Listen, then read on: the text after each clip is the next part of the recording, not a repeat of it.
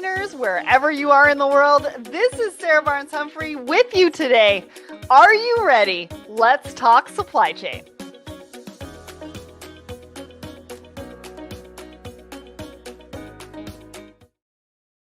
Hey everyone, how you doing? Happy Tuesday. My name is Sarah Barnes-Humphrey. I'm the founder and host of Let's Talk Supply Chain Blended Podcast, the Blended Pledge, and I'm here with you for Thoughts and Coffee. Now, Audrey Ross is going to be joining me today, and I'm super excited to be back in my home studio with you. We've got lots to cover, lots to talk about, and I just want to say thanks to our friends over at Manifest for that great video. Hopefully, we're going to see you all there. There's going to be a lot happening at Manifest in February. So hope to see you there. All right. But first, we could not have this show without our show sponsor. So are you ready to find your community? If you're struggling to find a supply chain community of like-minded professionals where you can level up, network, learn about best practices from experts in supply chain, professional development, and marketing, look no further. So we created the Secret Society of Supply Chain to provide a safe space, a community for everyone in the industry. We offer unique opportunities for everyone to connect and grow in 3 distinct value-packed communities: the supply chainers, women in supply chain, and the creative room. From the learn at your own pace, content-rich approach of the supply chainers to the empowering community-focused space of women in supply chain and the marketing mastermind of the creative room, we mean it when we say there's truly a place for everyone. So head over to the Secret Society of Supply Chain.com to find out which membership is right for you. All right. So we've got a brand new Woman in Supply Chain episode. It's episode 429 with Camille Gaines. Now, if you don't know who Camille is, go and check this episode out. She is doing so much in the industry to move it forward in a variety of different ways, especially on the trucking side. So go and check that out wherever you listen to the show. And we've got some live events coming up. So tomorrow at 9 a.m., Relex goes live for Relex Talks Trends in Space Planning in Retail. Now, if you can't attend live, click the attend button right here. Oh, I'm already attending, so it doesn't show. Click the attend button, join the 70 people who have already clicked the attend button, and don't miss out because you are going to learn so much. But I'll send you the link even if you can't attend live, as long as you've hit that attend button. Next, I'm going to go live with Dawn, the founder of OptiLogic, on October 17th at 1 p.m. Eastern. Again, if you can't attend live, click the attend button. I'll send you the recording. But we're going to be talking about AI in supply chain design. Now, supply chain design is a really big topic right now. I've been talking about it at a lot of conferences with a lot of shippers, talking about how it is working for them and differentiating them in their supply chain. So hopefully you can join us because this is exactly what supply chain professionals and executives need to know. What's next? So we've got 9 tips for networking effectively. Now, this is our Woman in Supply Chain edition. If you didn't have a chance to go and check this out, this has been a pretty popular post. We talk about how you can network effectively, what you need to do, et cetera. So we've plopped the link into the comments for you and go and check it out. We know you're all at industry events. And if you're not at industry events, you're networking online, and this will help you to do that. All right, what else is happening? I've got a brand new edition of the Monthly Hustle, Finding Our Superpower, Why I'm Not a Keynote Speaker. We've had a lot of people comment and wonder why I'm not a keynote speaker. If you read this, you'll understand why. I kind of like to do things my own way, and keynote speaking is no different. And I give you a bit of an example in that particular edition. What else is happening? In-person conferences. So I'm going to be at the NMFTA Cybersecurity Conference at the end of the month. If you are not signed up for this and you can come, please make it. Cybersecurity is one of the biggest issues for supply chain right now, and they've got all the right people in the room for you to talk to. Plus, in November, I'm going to be at the Woman in Supply Chain Forum November 12th and 13th. It's actually my birthday. I'm going to be podcasting on site, up on stage, and so much more. So if you're going to be there, make sure to come and say hi. And then, of course, Manifest February 10th through 12th in Vegas. Cannot wait to see you there. I think most of Supply Chain are going to be there as well. All right. So now it's time to bring up Audrey. Hello. How you doing? Oh, you're on my I'm great. How are you? Good. It's so good to see you. I feel like you haven't been on Thoughts and Coffee for a long time. No, it's been a little while. And for anybody who is watching in the audience, make sure to comment. Let us know where you're tuning in from. We want to hear from you. If you have any questions, I know we even had questions before we even went live. So I'm going to try to find that question and go back to it, but we want to hear from you. So make sure that you put your comments in there. For anybody who doesn't know who you are, why don't you tell everybody who you are and what you do? Okay, I'm Audrey Ross. I'm here in Toronto. Thanks, Farah. So I'm here in Toronto. I'm the current chapter president for an organization of women in international trade, Toronto. So we kind of support the advancement of women in export trade policy and overall trade careers. What else? I do day-to-day, customs, logistics, transportation. So that's keeping me busy. Finally, the goat Audrey is here. I mean, somebody else agrees with me on this one. That's awesome. I don't actually think I brought up the poll yet because I had some problems with my Google Chrome. So you're all going to have to just give me a minute. But you've got some awards coming up for OWIT, I think, right? We have our women. We have our exporter awards coming up. The event is going to be November 14th. We're just sending out the links. You can actually go on our website right now and nominate women exporters. There's 3 categories. So we have the leadership award. So it's an excellence award for a woman exporter who not only does exporting, but is also sort of a leader in international trade and is kind of known to support other women businesses and other endeavors in the industry. So that's the leadership award. We have the exporter of the year award. So that's for an entrepreneur in Canada who is exporting. Can be any type of export. The criteria are outlined on the website. And then there's the student exporter of the year award. So this usually goes to either a current student or a student who's graduated within the last year. So from April 2023. And so that can be from any of the kind of colleges. We usually get submissions in from, in Toronto, we have our local Centennial, we have Seneca, Sheridan. We have a number of colleges that run international trade and business programs. So we usually get a pretty good turnout. So it's very exciting for us. We're really looking forward to it. I love that. And I love that you honor all different types of people in the industry. I don't know if you noticed, but I have our new shirt on. It says 20% hotter than you because I work in supply chain. I think I can get you one. All right, let's get to the poll of the week. So we ask you all a question every single Wednesday morning across the Let's Talk Supply Chain, LinkedIn and Instagram, I think. So the question we asked you, which logistics look are you rocking this spooky season? I guess we were trying to get into the Halloween spirit early. So we had almost 100 votes on this one. 63% of you said the psychic forecaster. 21% of you said the invisible stock. And 15% of you said the super supplier. Now, I want to hear from all of you watching, which one of these did you pick or would you pick? Or head over to the poll because I put the link in the comments as well because we'd love to hear from you. What did you think about this? Which one would you have picked? I thought it was fantastic. I picked the psychic forecaster because it's just been a year of trying to look at, there were events that we knew were going to happen. There's obviously a lot of unpredictable events in supply chain, but there are events that were already on the table for 2024. Someone had described 2024 as the year of labor issues. So we knew that there were going to be some labor disruptions. It was kind of trying to forecast, if I try to avoid them, is that going to help, or is that going to kind of, are they actually going to happen? Are they going to explode? So being a forecaster is kind of, a big deal in this supply chain right now. One of your commenters though had some really good ones. Right here, right? Dead stock. Yeah. Jessica. Yeah. I saw that. Dead stock like that. That's great. What a great costume idea. And the haunted warehouse. haunted Yeah. warehouse, just in tomb Into delivery, delivery. and dead Yeah. stock.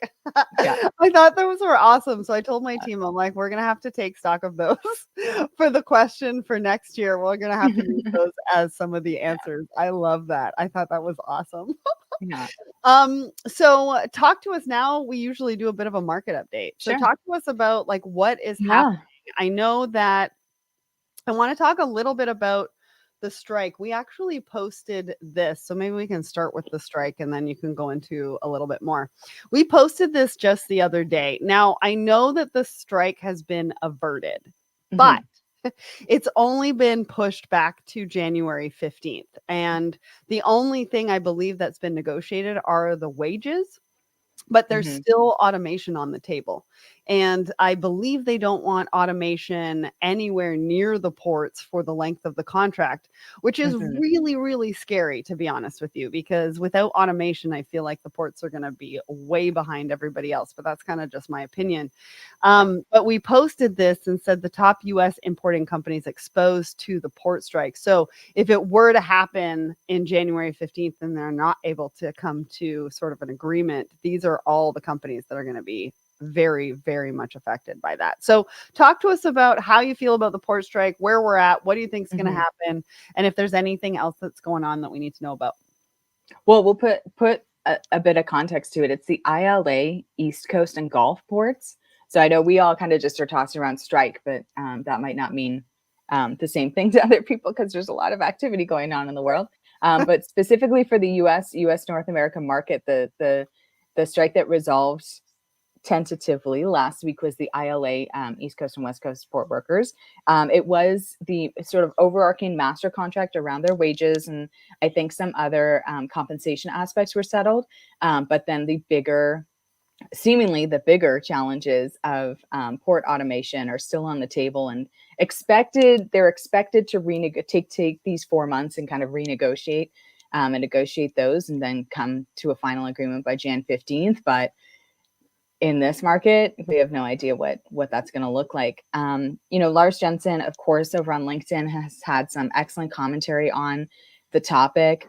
I think a lot of us, the U.S. ports are sort of, behind. I don't know, but there's a lot of other deep sea ports and ports that are kind of leading with automation. And the U.S. ports, I think, the statistic is they're ranked like in the 40s of port performance. So they're like between 42nd and 47th in the world in port performance, which is a little unexpected from an economy and, kind of a powerhouse economy that we expect the US to be. So to see their ports kind of sitting at 47% because they're not making the infrastructure or automated adjustments that are needed for this kind of the digital world that we're moving into. So it'll be interesting to see how that plays out. I think my position, we've talked about it before, is typically that, if there's upskilling and training that's needed for the workers to be able to have them remain at least employed, potentially not in the same jobs that they've done for the past. This is a union that's been around since 1898, I think. Wow. But at least keeping that employment there. I think you can look at, BC has a couple of examples of where they've done automation, but they still have workers. It's not all robots. There are definitely still workers on the ground. And where the struggle is getting that funding from the employer for the upskilling and having a plan on what the integration of, like all of us struggle with, the integration of these digital tools and automation will look like. Well, and I just I just finished reading a book because I do it on Audible. Listening to a book about technology. And they talked about how with each new technology comes another 2 to 3 jobs that we don't actually know even exist today until the technology is put forward and implemented. And it's happened at every step along the way that we've introduced new technology. So with the internet, I think it was even higher than that. I think it was 5 to 6 jobs that were brought out by the internet. And then as new technologies have come forth, we've actually gained 2 to 3 jobs every time we've done that. And so I would like to think that would happen potentially in this case as well, since that has traditionally been what we have seen with new technology. Life balance. I mean, right now you physically have to go operate the cranes, unload these vessels 24/7 if needed, right? So you're pulling people, and I'm not 100% on what their scheduling is. I know we've heard from Montreal longshoremen that the scheduling has been the issue, where they get these last minute calls. They're expected to drop everything and show up and do these offloadings physically. And that means that they can't go and see their kid's school concert, that they can't do those care appointments for their elderly relatives and parents. So it becomes that, like, what's the trade-off between you having this, like, it's established, I've done it, and we've done it for 132 years, versus there might actually be some benefit to you having, you know, like, I'm sorry, I'm a little bit for it. Let the robots do some of the work so that we can do other work or different work, or less physical taxing work, right? Yeah. Yeah. Well, I don't think you and I are going to solve it today, but it'll be interesting to watch and see what happens with these negotiations. And, you know, we want to see some sort of, you know, it being resolved Stability. fully, and some stability in January as we go into 2025, because again, 2024 has been a little bit turbulent. I think for supply chain professionals, they want to see a little bit more stability. So crossing our fingers, hopefully they can come to an agreement. All right, let's get to our first article. So our first article is why Fashion Nova bought $118 million office space in Beverly Hills. Now you might be wondering, what does this have to do with supply chain? Well, it kind of has a lot to do with supply chain, because fast fashion is one of the goods that are coming in at an incredible rate into the country, into North America, into the US, into Canada. And they're making a lot of money. Now, this has a really huge sustainability component. And so I chose this article specifically for Audrey because fashion is her jam. So I'm going to turn this over to you. I've got a bunch of things that I want to bring up, but I want to turn this over to you to talk a little bit about why this is so important and what you thought about this article. Yeah, I think it's an interesting strategy to kind of invest that much in physical real estate for an office. We haven't seen that really sort of through the pandemic. You know, a lot of people have been doing hybrid and work from home. I think it's an interesting choice. And I think I'm just blanking on the name of their CEO here.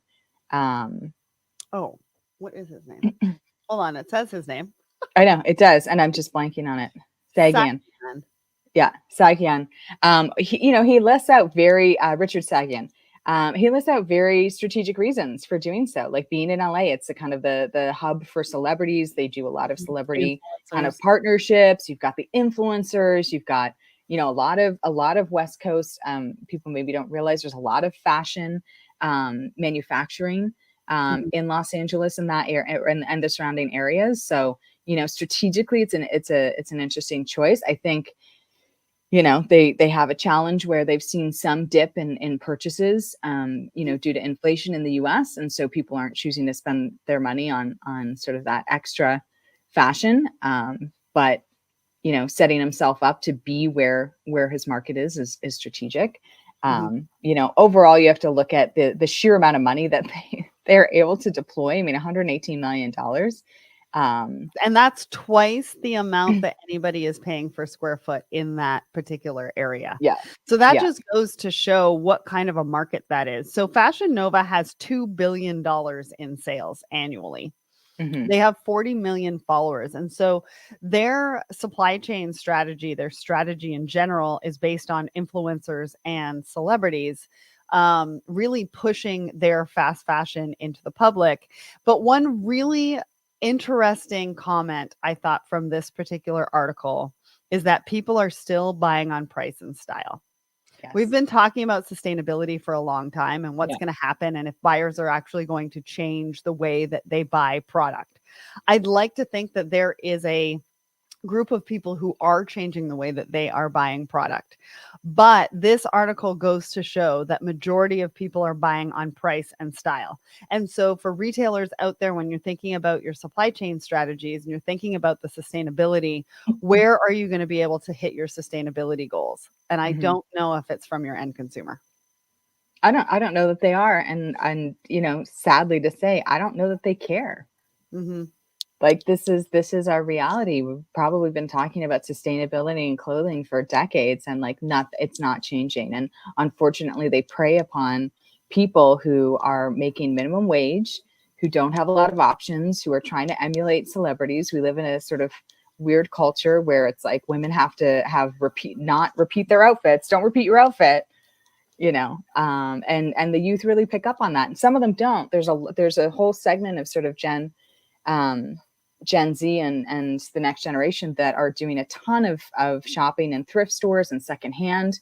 And then you look at, sort of one of the newest, or maybe newer, more popular singers, Chappell Roan, and her strategy for her merchandise at her concerts is using ethical and locally sourced and more expensive product, right? So there is kind of this still, keeps us optimistic, but yeah, seeing this kind of level of investment in sales is certainly disheartening. Well, and also with the whole discussion around hybrid. So he actually believes that people should be in office. So this is an office space that is going to hold 500 employees, have a fitness studio, micro treatment bar, and LA. a wellness spa. All right, that's enough about tell me you work in LA, right? Let's get to the next one. All right. So this might not be new news because this came out at the end of March. So a couple of months ago. But Walmart has put their TMS available to the market. Now, Walmart did have a booth when I was at Home Delivery World in June. And I remember a few years ago, one of the examples that they use in here is that AT&T tried to get into the market with their technology, their WMS technology. And I remember seeing them at supply chain conferences, which I don't see anymore. So this particular article makes some really great points in the fact that companies like a Walmart or an AT&T have created in-house technology to resolve supply chain challenges that they're having internally.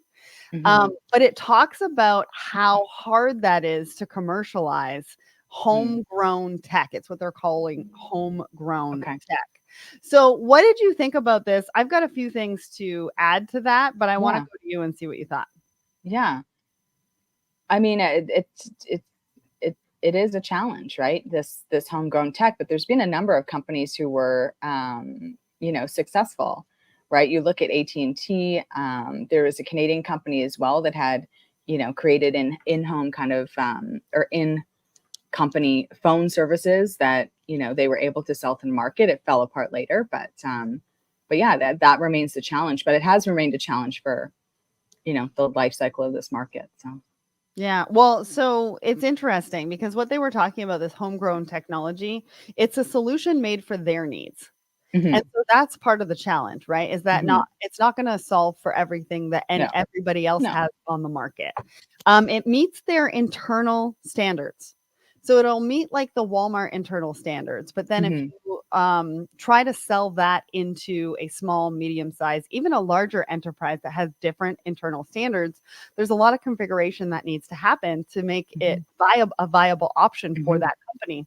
The other part of it is they don't necessarily take into account that a technology company, which is what they're trying to be, has a different culture, and they have to have development, sales, and marketing and pre-sales and all the things that come with a technology company that sells product into the market.